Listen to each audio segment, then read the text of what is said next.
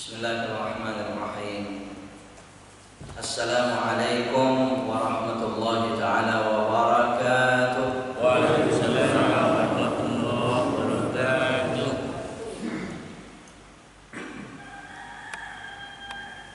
Alhamdulillahi rabbil alamin. Wa bihi nasta'inu wa nastaghithu ala umuri dunya waddin. Wassalatu wassalamu ala habibina wa nabiyyina Muhammadin Sallallahu alaihi wasallam. asyrafil anbiya'i wa sayyidil mursalin wa ala alihi wa ashabihi wa man tabi'ahum bi ihsanin ila yaumiddin. Subhanaka la ilma lana illa ma 'allamtana innaka antal alimul hakim.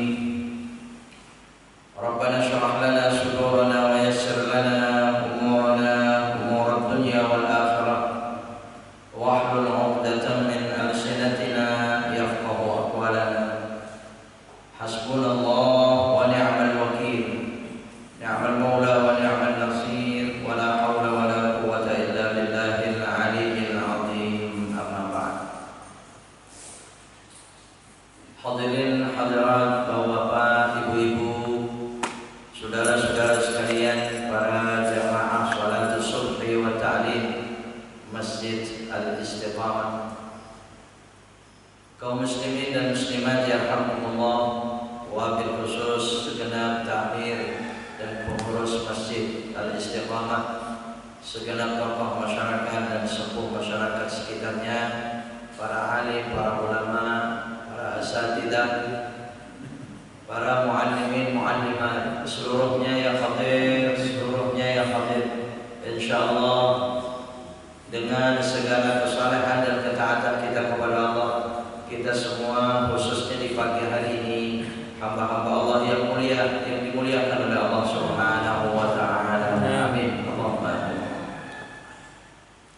Sekali lagi kita memanjatkan puji dan syukur kita kepada Allah. Alhamdulillah, pagi hari ini insyaallah di salah satu rumah rahmat Allah ini kita sedang gembira, kita sedang bahagia, kita sedang merasakan satu kepuasan tersendiri bagi kita orang-orang beriman dan bertakwa kepada Allah. Apabila kita telah berhasil melakukan satu kesalehan perintah Allah, pasti ada kepuasan tersendiri, kesenangan tersendiri, seraya kita berharap sebagai doa, sebagaimana doa sebelumnya tadi, semoga seluruhnya menjadi amal saleh, ibadah kita yang diterima oleh Allah Subhanahu wa taala, abadi selama-lamanya, masuk dalam buku catatan amal saleh kita yang akan dikembalikan kepada kita menjadi kegembiraan dunia dan akhirat. Amin. Allahumma amin. Hadirin bapak-bapak, ibu-ibu, saudara-saudara sekalian rahimakumullah. Dalam muqaddimah pertemuan pagi hari ini, terlebih dahulu kita hanya saling wasiat, saling tausiah, saling mengingatkan di antara kita. Nah, kita semua ini saya yakin hamba-hamba saleh. Kita semua yang hadir hamba-hamba beriman dan bertakwa kepada Allah. Kesalehannya bagus, ketaatannya bagus. Keimanan dan ketakwaannya insyaallah tinggi kepada Allah Subhanahu wa taala. Namun Bapak Ibu Saudara sekalian, kita berhati-hati, mari kita usikum wa nafsi bitaqwa. Saling wasiat di antara kita, mari kehati-hatian kita terus kita jaga. Karena sering saya teringat kita hamba saleh, tapi kita tahunya sampai saat ini. Begitu ya? Ya. Kita hamba saleh, tapi tahunya kita ya sampai saat ini. Esok lusa dan seterusnya enggak mengerti.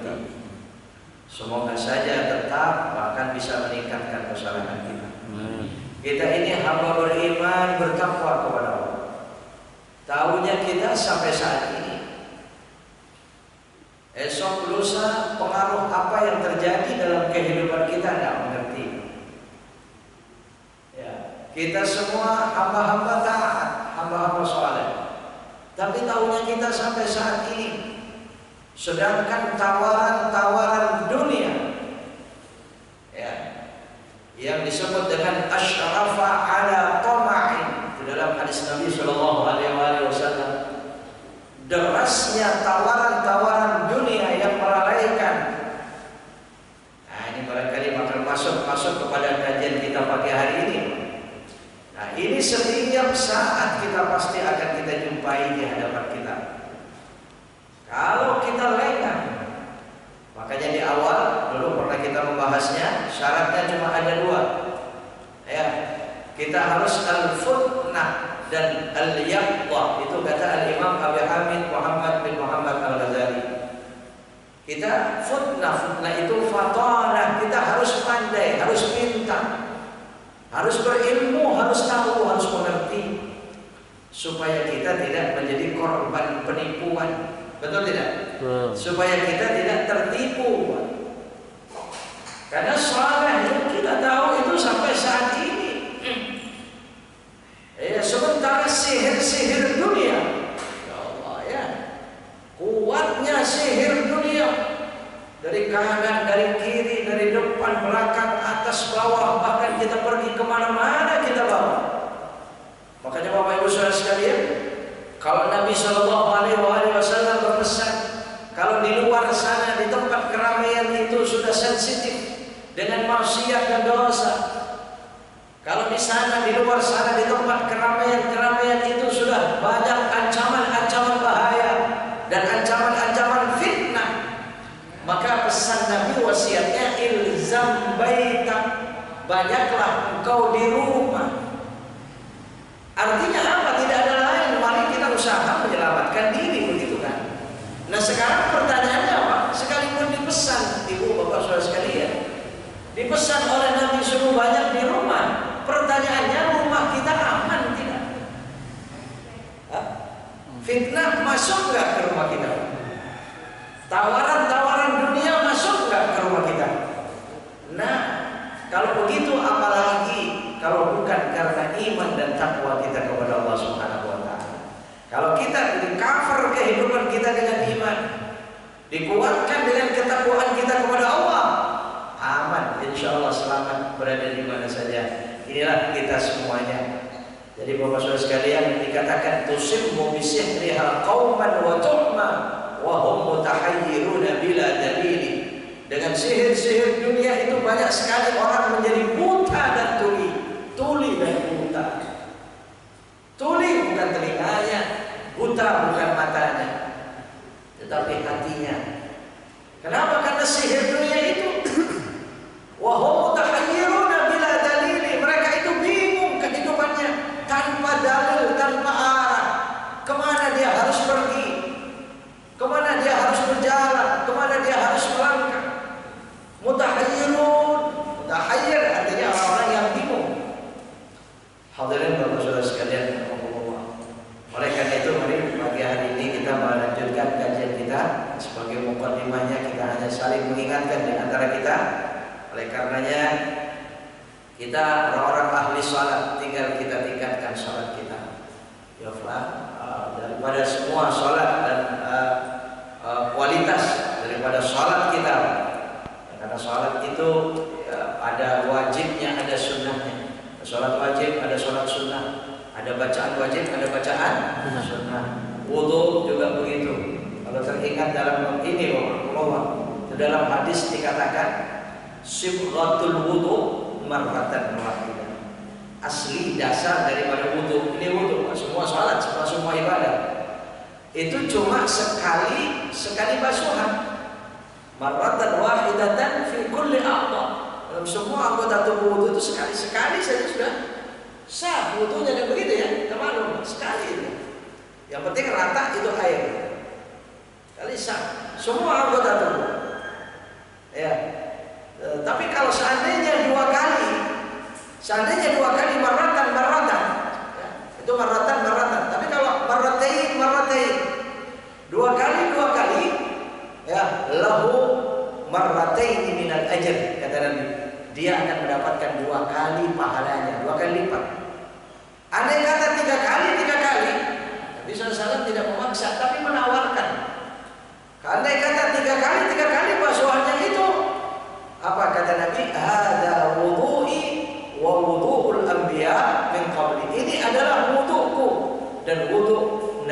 nabi sebelum aku.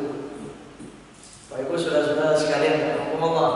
Maka dalam hadis yang lain, hada wudu'u Khalilur Rahman Ibrahim alaihissalam. Ini wudu'nya kekasih Allah Subhanahu wa taala Nabi Ibrahim. Jadi kita mengerti dengan hadis ini berarti wudu itu bukan disyariatkan hanya kepada kita saja. Umat-umat terdahulu sudah disyariatkan sebenarnya.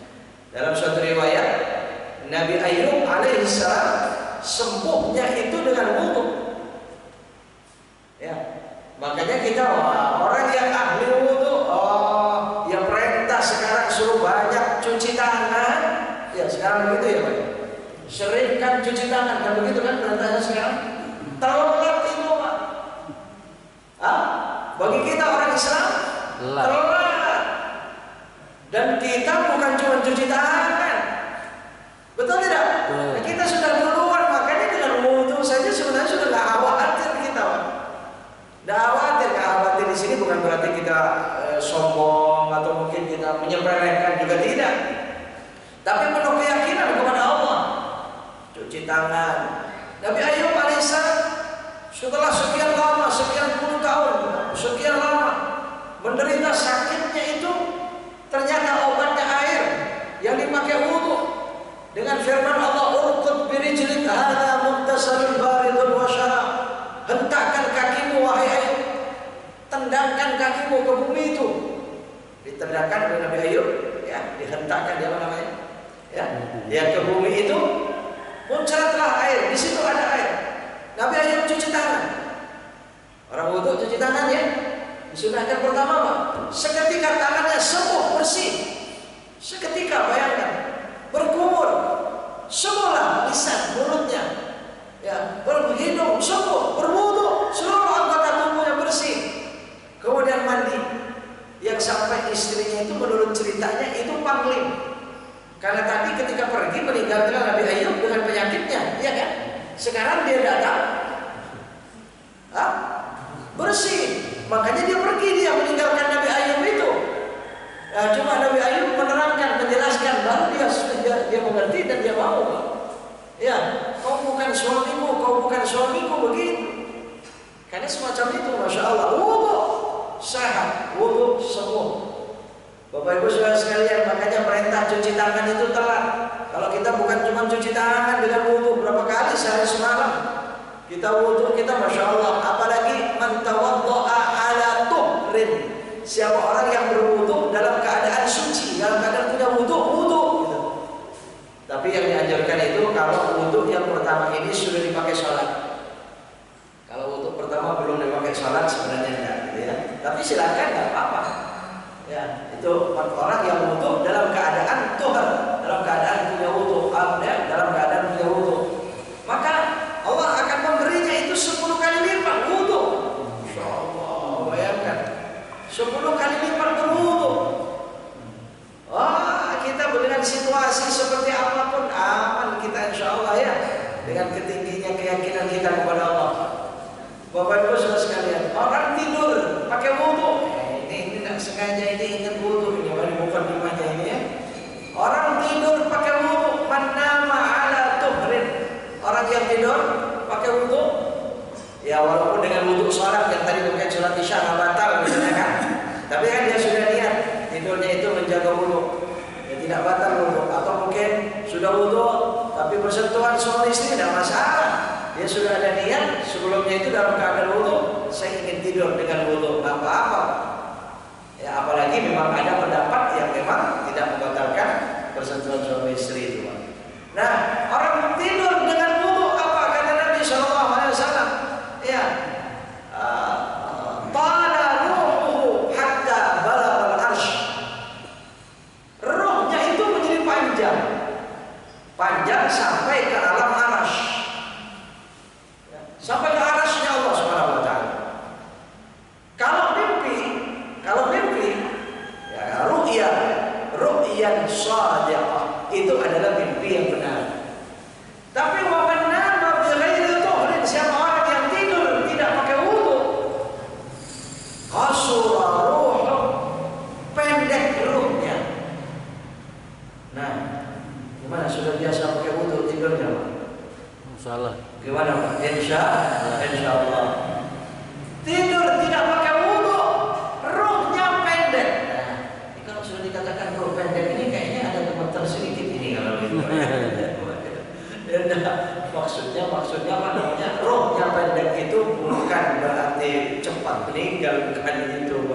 Itu urusan Allah Subhanahu wa taala. Artinya rohnya itu pendek, nggak sampai ke alam aras. Tapi kalau pakai wudu panjang sampai ke alam aras. Coba alam arasnya Allah Subhanahu wa taala, ini langit bumi. Kalau seandainya berada di alam aras seperti nampan di bumi ini, bumi seluas ini, nampan ini seberapanya bumi? Piring itu seberapanya bumi? Itu langit bumi aras. Lalu alam aras itu seperti apa? Roh orang yang tidur dengan suci dengan wudu itu sampai ke alam aras. Tapi kalau tidak wudu, tidak, rohnya pendek, nggak sampai. Dan kalau mimpi, ya Allahu a'lam, itu kata Nabi SAW. Ya, dia mimpi-mimpi yang lemah, tidak bisa dipercaya. Wallahu a'lam, wallahu a'lam. Allah ini dalam sebuah hadis saya hanya teringat.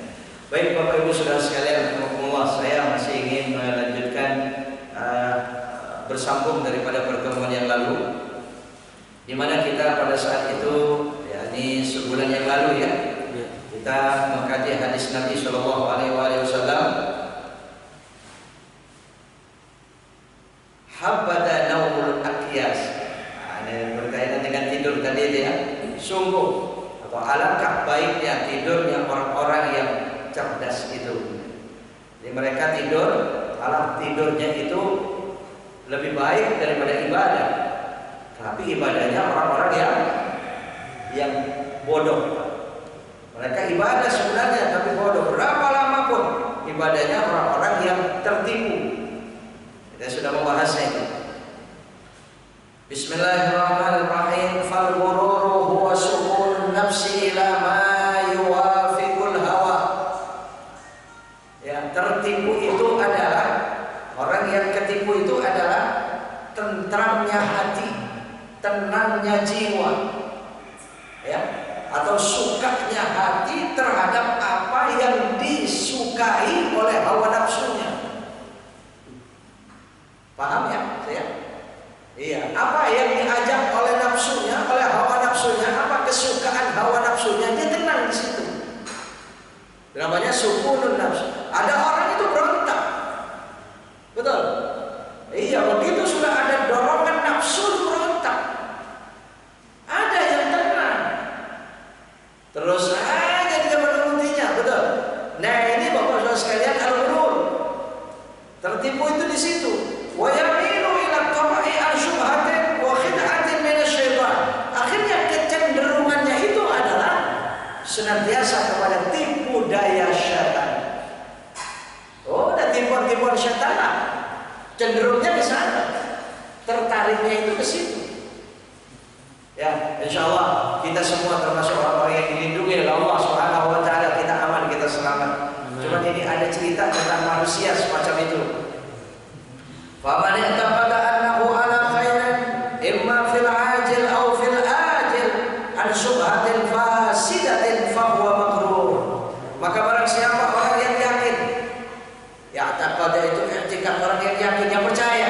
Siapa orang yang yakin, yang percaya bahwa hal semacam itu khid'atu syaitan, tipu-tipu daya syaitan, ajakan dan dorongan nafsu-nafsu itu ala khairin, dikiranya itu bagus, dikiranya itu akan menyenangkan, fil ajil, baik di dunia yang segera, awil ajil, atau nanti di akhirat yang masih ditunda, fahuwa maghrurun haqqa, itu adalah orang-orang yang tertipu yang sebenarnya. Wa aktsarun nasi yadhunnuna bi anfusihimul khair. Umumnya atau kebanyakan manusia itu begitu, mengira kepada diri mereka itu seperti itu. Wa hum mukhti'una fi, padahal mereka itu keliru, mereka itu salah. Wa aktsarun nasi idzan maghruruna, maka akhirnya banyak manusia-manusia tertipu semacam itu. Sekalipun dalam tertipu ini berbeda satu sama lainnya. Kalau masih ingat barangkali saya sudah menyampaikan, ada tertipunya orang beriman, ada tertipunya orang yang tidak beriman. Berbeda-beda tertipunya, tapi tertipu semua. Ada tertipunya orang berilmu, ada orang bodoh, ada tertipunya orang ahli ibadah. Ahli ibadah saja masih tertipu. Ya, kemudian ada tertipunya orang miskin, tertipunya rakyat biasa, ada tertipunya pemimpin, ada tertipunya pejabat. Ya, orang kaya bisa tertipu dengan kekayaannya. Orang alim bisa tertipu dengan ilmunya. Pejabat bisa tertipu dengan jabatannya dan seterusnya dan seterusnya.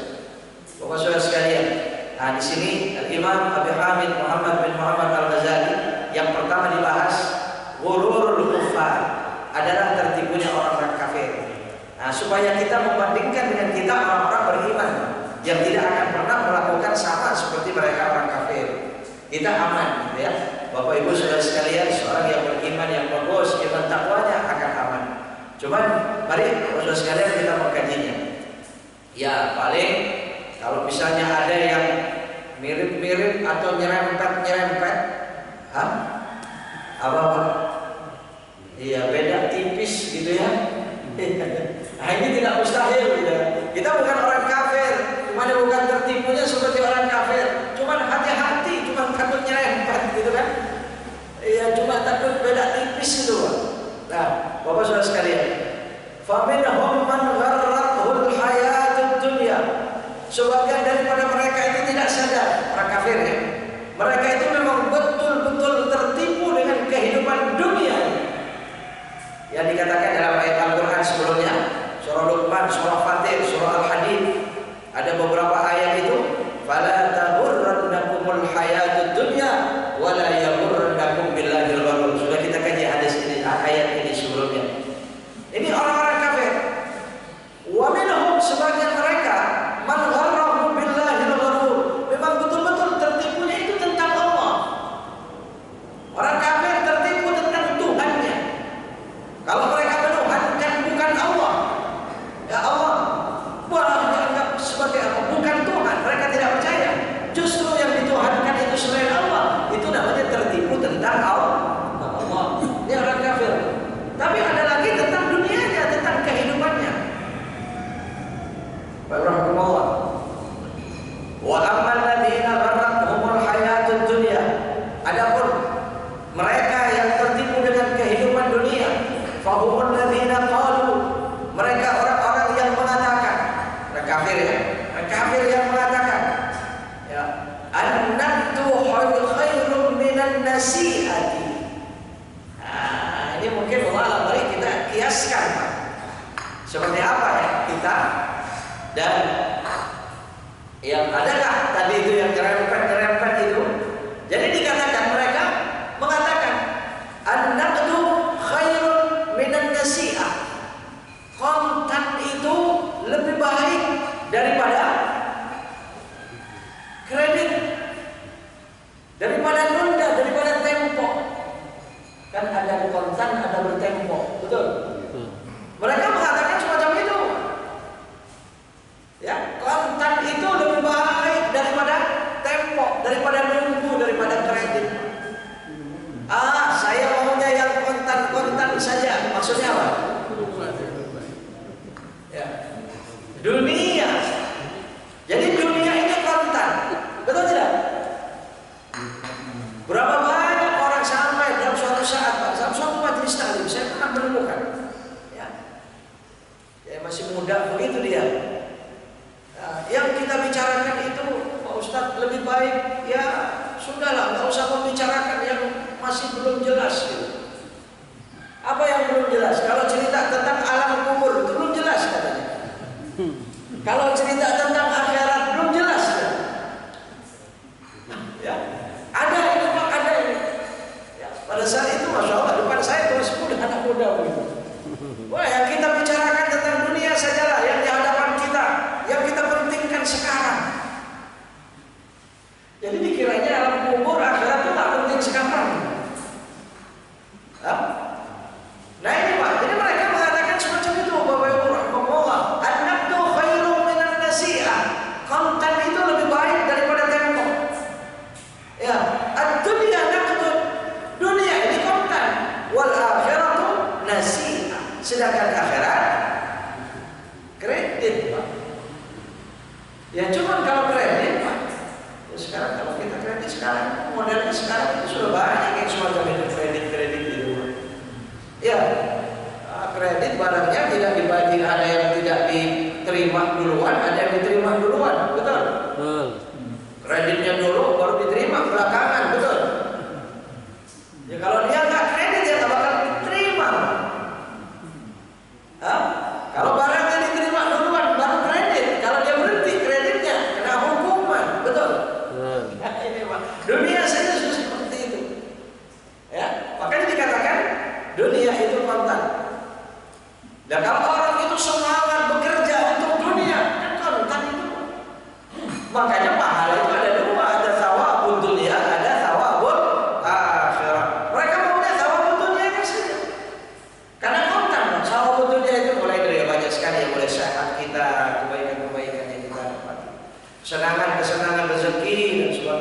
harta dan sebagainya itu mungkin bagian daripada thawabud dunya.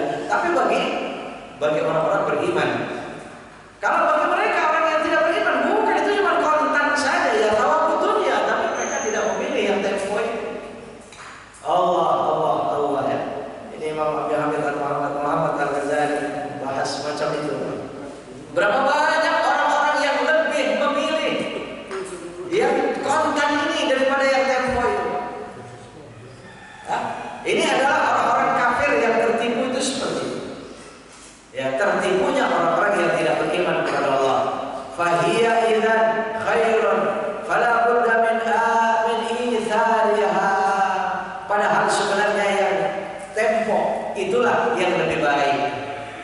Sebenarnya itu, Pak. Jadi Bapak Ibu Saudara sekalian, bagaimana keimanan kita? Kalau kita lihat rukun iman itu kan yang terakhir itu iman yang keberapa? Kelima ya biasa umumnya ya. 6 rukun iman, yang kelima iman kepada hari kiamat, gitu kan? Yaumiddin, yaumul akhir, ya, yaumul qiyamah. Kita iman kepada hari akhir, hari kiamat. Nah sekarang tinggal tingginya iman kita ini seberapa? Tapi memang sulit. Karena kalau sudah kontan, ini kayaknya yang kontan sudah mulai nyampe itu Pak. Iya, kontan. Ya sudah nyampe itu yang kontan itu. Oh ya. Nah ini sudah mulai Pak, sampai lalu dia. Ya, Masya Allah. Ya itu ya itu kan itu Insya Allah itu dunia akhirat juga. Amin ya. Insya Allah silakan. Ya kalau saya biasa nasibnya belakangan begitu. Iya. Nggak apa-apa ya. Biasa begitu Pak ya. Ya. Silakan. Nah Bapak Ibu Saudara sekalian, Allah, tinggal keyakinan kita wal yaumil akhir itu di benak kita ini seperti apa. Tapi itu memang berat, itu sulit. Karena kalau sudah kelihatan, mari begini Pak. Wallahu a'lam, mungkin beda di antara kita ya. Insya Allah kita semua hamba-hamba soleh ya. Cuman umumnya manusia ya, saya katakan umumnya orang. Yang namanya ibadah itu Masya Allah. Coba 2 rakaat kita sholat fajar itu lebih baik dari dunia dan isinya. Bahkan kalau saya sudah menyampaikan rakaat keduanya 3 kali lebih baik daripada sedekah emas sepenuh dunia. Bayangkan gembira seperti apa. Tapi karena tidak kelihatan itu Pak. Nah kontan. Coba kalau kontan Berebut.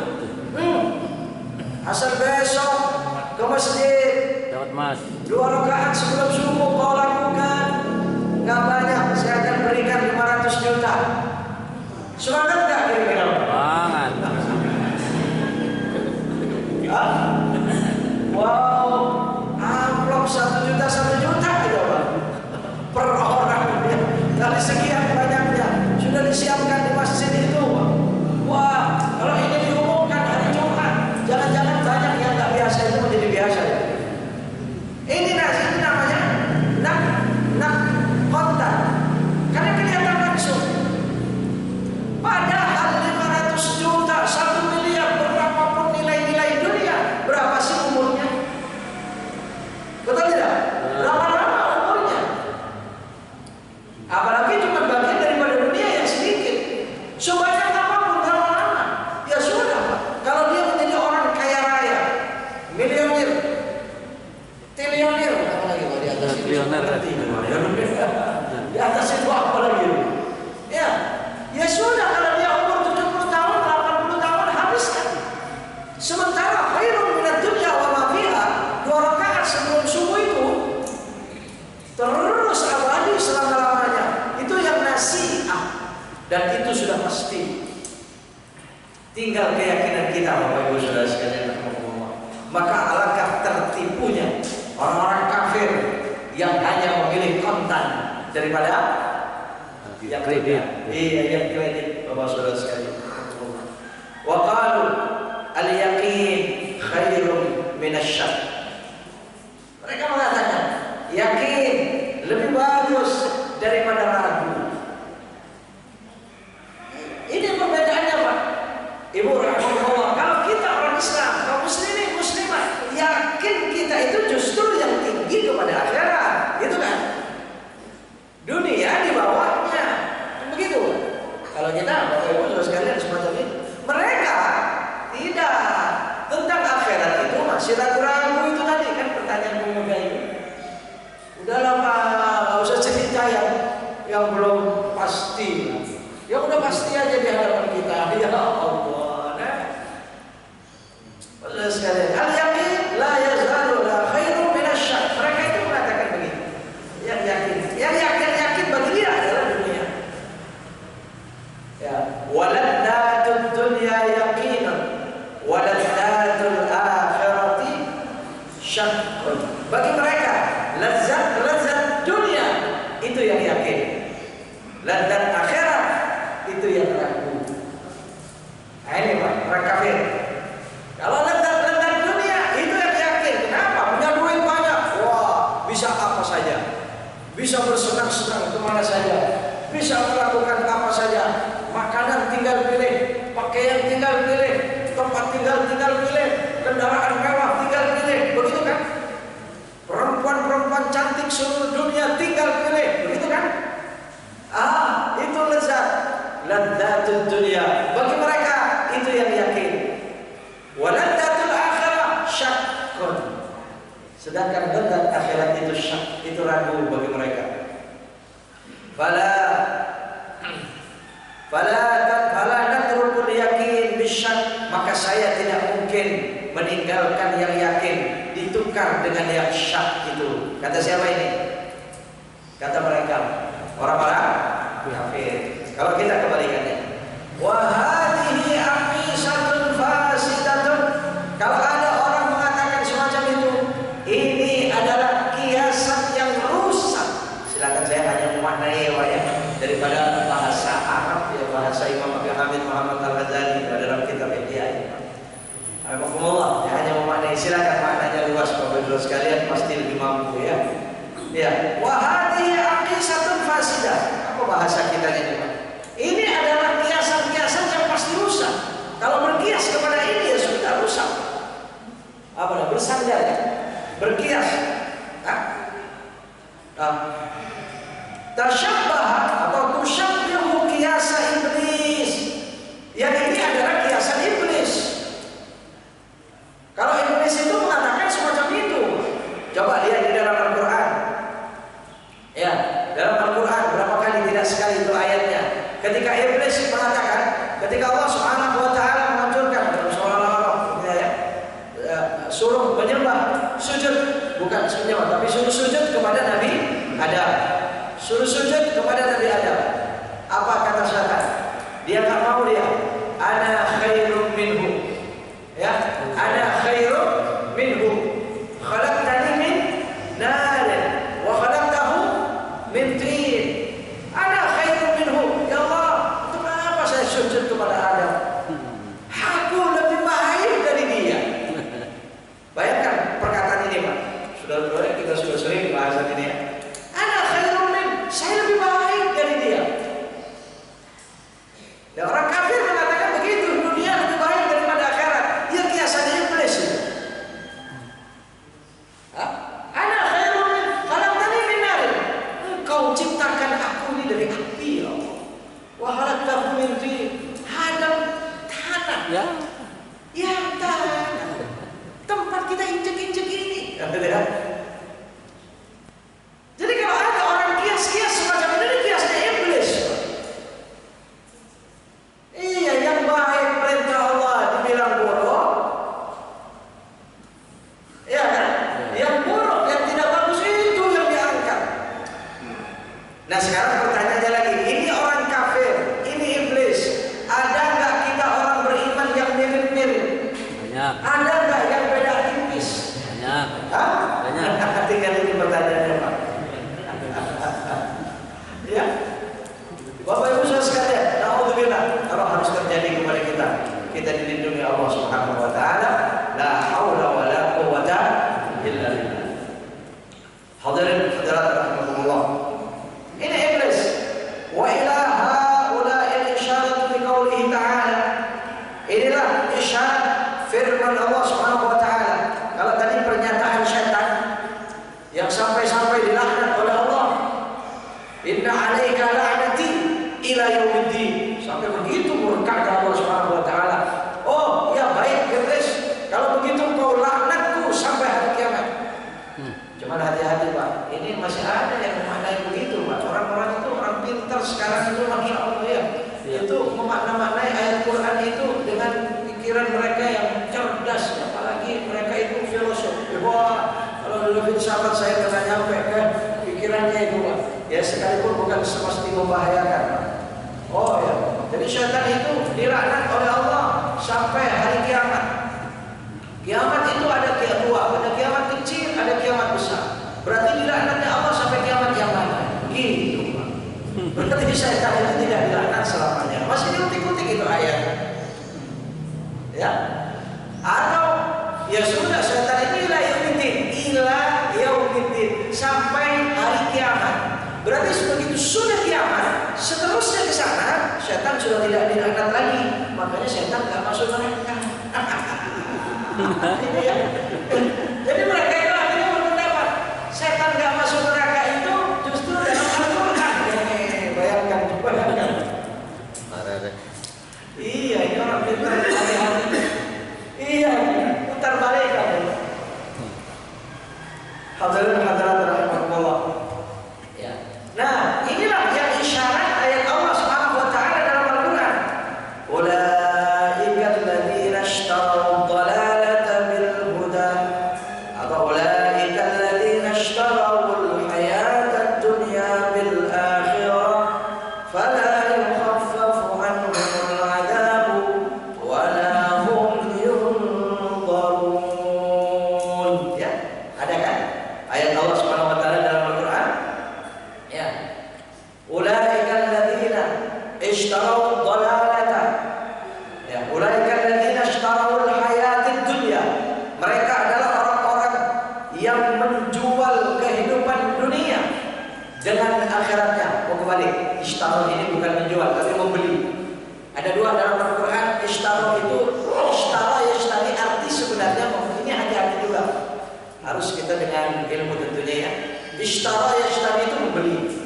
Tetapi sesekali dalam Al-Quran nggak bisa diartikan membeli, tapi menjual. Sebaliknya ya, berarti itu bisa dua. Padahal menjual itu dalam bahasa Arab ba'a yabi'. Ya, yabi' itu artinya menjual. Ya. Nah, kalau dalam ayat ini Allah Subhanahu wa taala menyatakan mereka adalah orang-orang kafir. Orang kafir itu orang-orang yang membeli kehidupan dunia dengan akhirat. Sebenarnya oleh Allah sudah diberikan akhirat. Mereka tidak mau akhiratnya dibuang, ditukar dengan dunia. Berarti membeli dunia dengan akhirat. Ini membeli ishtara di sini. Akhirnya fala yukhaffafu anhumul adzab. Mereka tidak akan pernah diringankan azabnya, wala hum yunsarun. Dan mereka tidak akan pernah mendapatkan pertolongan di neraka Allah Subhanahu wa taala dan tidak akhirat. Ini firman Allah. Atau mungkin seperti ayat Allah yang lain dalam surah Al-Baqarah misalnya, ulaika alladziina ishtaraw ad-dhalalata bil huda. Mereka adalah seperti orang-orang yang mereka itu membeli kesesatan dengan petunjuk. Yang kita punya petunjuk. Di sana di depan sana di hadapannya banyak sekali sesat. Sesatnya dibeli, petunjuknya dijual. Ayat berapa Ustaz? Baik. Ayat. Surah Al-Baqarah ayat 16. Ya. Di surah Al-Baqarah ayat 16. Dhalalata bil huda. Akhirnya jual beli yang semacam itu apa kata Allah? Wa ma rabihat tijaratuhum wa ma kanu muhtadin. Jual beli semacam itu tidak akan pernah beruntung. Nah, ada beruntungnya, enggak ada untungnya, Pak. Ya kalau enggak ada beruntung berarti iya rugi terus, mukhalafannya rugi. Tapi aneh itu yang dipilih oleh mereka. Wa makanu muhtadin, dan mereka tidak akan pernah mendapatkan hidayah. Atau mungkin seperti dalam ayat surah Al-Baqarah juga 176. Ketika Allah Subhanahu wa taala berfirman, ulaika alladziina ishtaraw ad-dhalalata bil huda wal 'adzaba bil maghfirah fama asbarahum 'alan nar. Allah Subhanahu wa taala berfirman, mereka adalah orang-orang yang membeli sesat dengan petunjuk, dan mereka adalah orang-orang yang membeli azab dengan maghfirah. Maghfirah sudah diberikan oleh Allah. Di sana ada azab maghfirahnya dijual. Kalau ada orang semacam itu, fama asbarahum 'alan nar, apa mungkin dia bisa bersabar di neraka? Apa mungkin dia tinggal di neraka? La yamutu fiha wa la yahya. Yang di sana itu tidak hidup, tidak mati. Oh saudara sekalian, jadi Al-Quran itu Imam Ghazali pun mengungkapkan itu. Minal awal hatta al-akhir. Al-Quran dari awal sampai akhir itu. Ya, at-takhwif wa at-tahdhir, menakut-nakuti dan memberikan peringatan-peringatan. Itu isi Al-Quran. Ya kalau ada orang yang mau takut, taat, selamat. Maka ini Bapak saudara sekalian, waktunya tentunya ya. Allahumma panjang dalam ini. Mari kita insyaallah dengan izin Allah Subhanahu wa taala kita bisa melanjutkan pertemuan-pertemuan ini. Memang masih setengah 6, tapi ini sama dengan jam 6 biasanya ya. Ya, masih jam 5:29 dan 30 ya, setengah 6. Tapi sama dengan jam 6 ya, karena sekarang subuh jam 4 lewat ya. Itu sudah ada ya. Selanjutnya tinggal ilaju hadzal ghurur, obat yang bisa mengobati tertipu semacam ini. Nah ini penting kita. Cara mengobati ini seperti apa? Nah insya Allah pertemuan akan datang. Insya Allah. Itu penting. Karena ini baru menceritakan tentang penyakitnya. Betul. Penyakitnya orang kafir atau penyakitnya orang-orang yang iman tapi mirip tadi, ya Allah, alhamdulillah. Ah ini cara mengobatinya seperti apa? Ya baik. Untuk selanjutnya mungkin waktu masih ada. Nah itu yang kontak masih utuh itu kayaknya Pak. Nanti begitu selesai doa langsung bangun, jadi itu tertinggal di rumahnya. Ada yang sampai-sampai ya baik. Ya. Baik, alhamdulillah saya kembali kasih pada Ustaz Imam Ghazali yang telah menyampaikan pelajarannya pagi hari ini. Mudah-mudahan apa yang telah disampaikan akan meningkatkan keimanan dan ketakwaan kita pada Allah Subhanahu wa taala. Kita langsung pada sesi tanya jawab. Satu, ada lagi? Ya, Pak. Ada?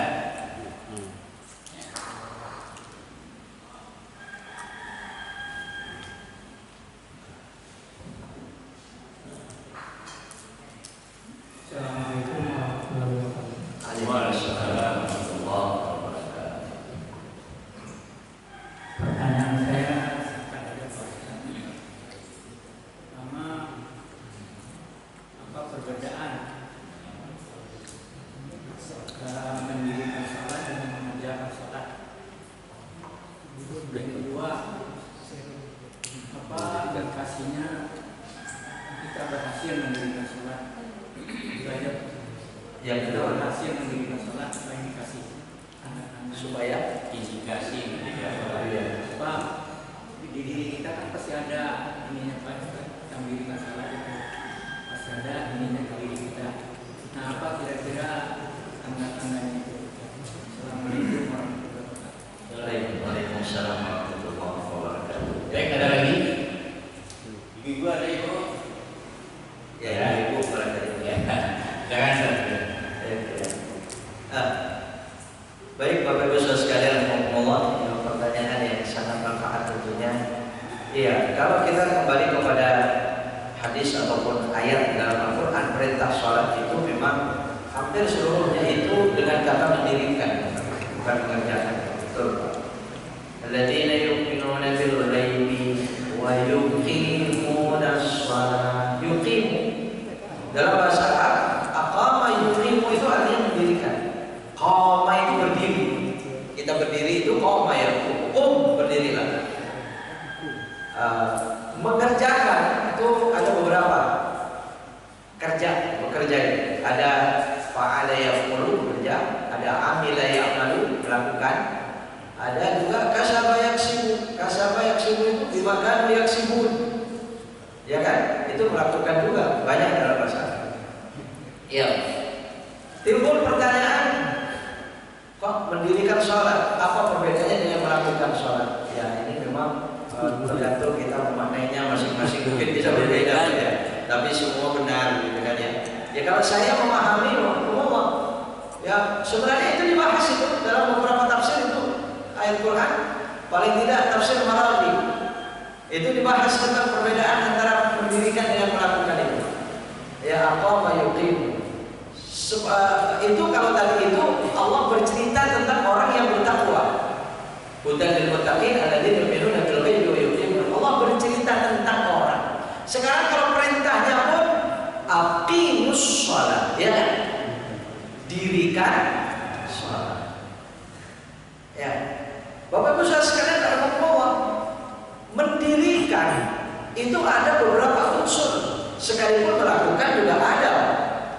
Tapi orang berbuat melakukan, bisa jadi dia melakukan itu tidak sengaja. Betul? Oh, saya tidak sengaja melakukan. Sholat bisa nggak tidak sengaja melakukan? Nah, pernah bisa Pak, niatnya saja harus bagus. Ya kan, dengan syarat-syarat niat Pak ya. Saya nggak sengaja tadi sholat, ya gimana kalau nggak sengaja sholat? Mimpi berarti ego, ya maksudnya ego sampai sholat ya. Bagus banget egonya itu. Ya, jadi orang melakukan bisa jadi cuma kebetulan, tidak diniatkan. Ya, bukan tidak sengaja, tapi dia tidak menginginkan melakukannya. Itu melakukan. Orang melakukan sholat yang sebenarnya didasari rasa ingin yang sangat tinggi. Betul. Jadi kalau ada orang sholat inginnya setengah-setengah, tidak berdiri sholatnya. Betul.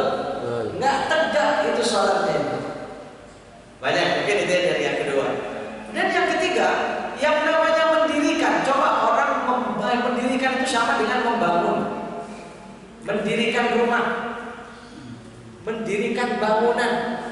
Gak ada orang mengatakan melakukan bangunan, ya kan? Tapi mendirikan bangunan. Kenapa? Mendirikan bangunan itu dimulai daripada fondasinya, ada syaratnya, ada rukunnya, ada pelakunya, ada orang yang mengerjakan, syarat rukunnya lengkap semuanya, baru jadi itu bangunan. Jadinya bangunan pun itu belum dikatakan berdiri sempurna. Kalau jendela belum dipasang, pintu belum dipasang, mendirikan sholat belum sempurna. Kalau sunnah belum dilakukan, betul? Ya kan, belum indah sholatnya. Rumah belum indah, pintu, jendela semua sudah rapi dengan cat warna-warna yang rapi, tapi masih kurang apa? Alat di dalam rumah itu, betul? Nah, alat-alat yang bikin indah dengan segala kebutuhannya, itulah kekhusyuan dan keikhlasannya kepada Allah. Kan itu di dalam, betul? Nah, di sini Pak, makanya dirikan sholat, jangan lakukan sholat. Ya Pak ya? Jadi kalau ada orang mengatakan saya nggak pernah melakukan sholat, benar nih Pak. Ini hati-hati kalau sekarang ini rekamannya hati-hati nih. Ya nanti kalau segini dipotong ini bahaya nih Pak ya. Ya, saya nggak pernah melakukan sholat. Ya, maksudnya apa? Saya biasa mendirikan sholat. Nah kalau begitu Pak ya. Ya kalau saya melakukan sholat berarti ngasal berarti sholatnya itu. Betul. Nah itu ya mungkin saya pahami antara mendirikan dengan melakukan sholat itu diantaranya itu. Mungkin masih banyak ya hikmah yang lain-lain. Kalau masih kurang ya mungkin dibantu yang lain Pak. Ya silakan para ahli banyak di sini. Yang kedua, implikasi. Ya, implikasi daripada sholat itu, iya betul Pak. Ya Masya Allah, sholat itu mulai daripada ya perintah memang sangat tinggi. Tidak ada perintah yang lebih tinggi daripada perintah sholat. Diterimanya pun perintah itu berbeda dari perintah-perintah yang lain. Kita maklum itu Pak. Ya, tidak ada. Kewajiban yang paling tinggi sholat. Pahala yang paling tinggi sholat. Komunikasi dengan Allah yang paling dekat sholat. Satu media yang diturunkan oleh Allah untuk manusia yang mau dekat dengan Allah sholat. Makanya kalau orang itu jahat Pak, misalnya orang jahat, ada orang jahat, bukan boleh jahat ya. Ada orang buruk akhlaknya, tapi dia rajin sholat.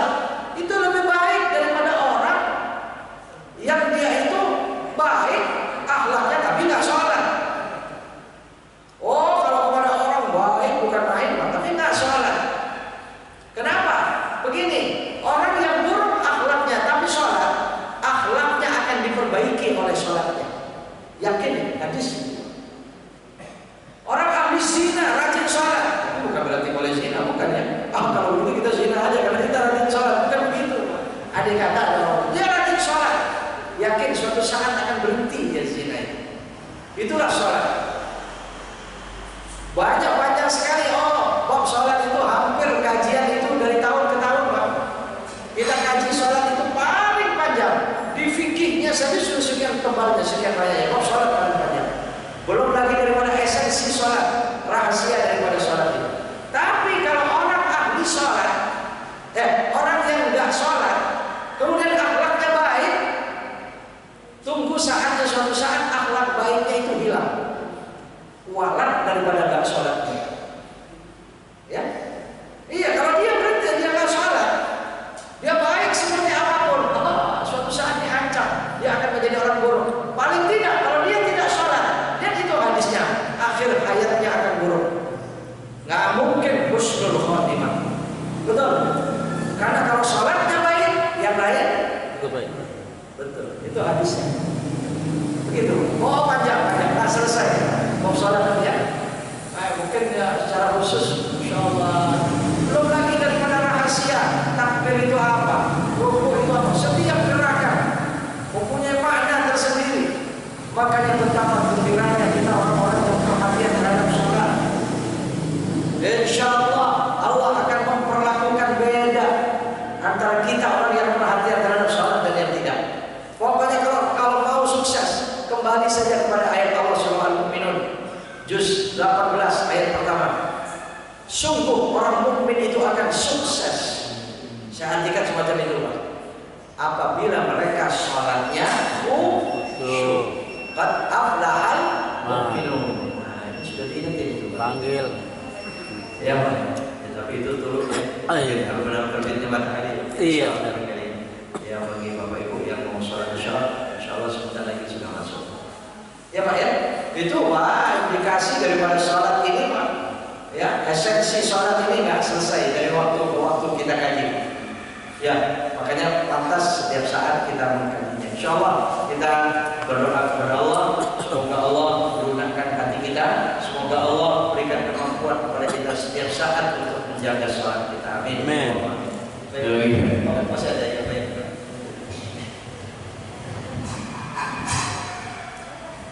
Assalamualaikum warahmatullahi wabarakatuh. Waalaikumsalam warahmatullahi wabarakatuh. Di awal tadi disebut tentang mimpi. Mimpi. Mimpi ini sebenarnya apa? Apakah itu merupakan suatu pemberitahuan ataukah mimpi itu gangguan pola tidur, misalnya gangguan dari setan atau apa?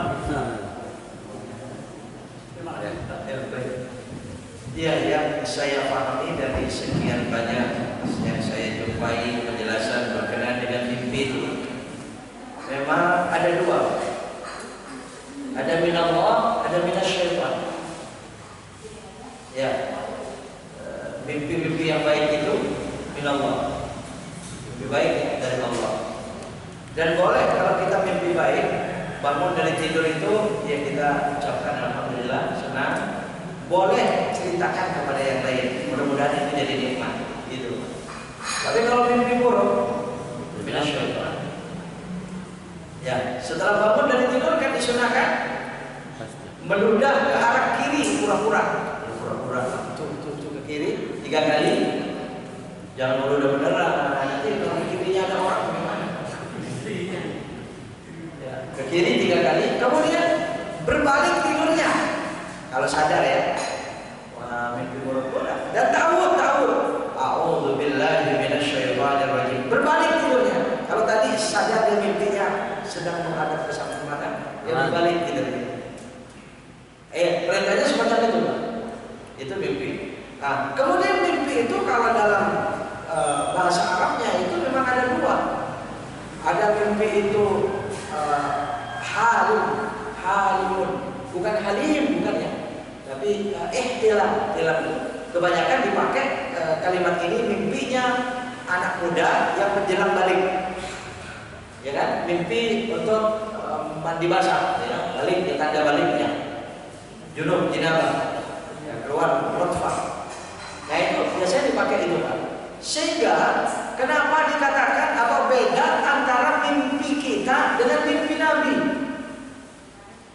Nabi juga mimpi kan? Nabi itu mimpi, tetapi akan berbeda. Kalau mimpinya Nabi itu nggak pernah digunakan mimpi yang seperti umumnya kita, Pak. Tapi mimpinya Nabi itu disebut melihat dalam tidur. Karena mimpinya Nabi insya Allah tidak ada mimpi buruk. Apalagi Nabi Muhammad Shallallahu Alaihi Wasallam. Wa qalbuhu lam yanam, wal 'ainu qad na'asat. Hati Nabi nggak pernah tidur, tapi matanya terpejam. Kedua mata Nabi terpejam, tapi hatinya tidak tidur. Sehingga ketika Nabi mimpi, maka mimpinya benar. Laqad saddaqta ru'ya. Ya, itu kepada Nabi Ibrahim alaihissalam ya. Allah alam dalam Al-Quran itu, bukan ya? Nabi Ibrahim pun juga begitu. Inni ara fil manam, ya kan? Inni ara fil manam, saya melihat dalam tidurku. Anni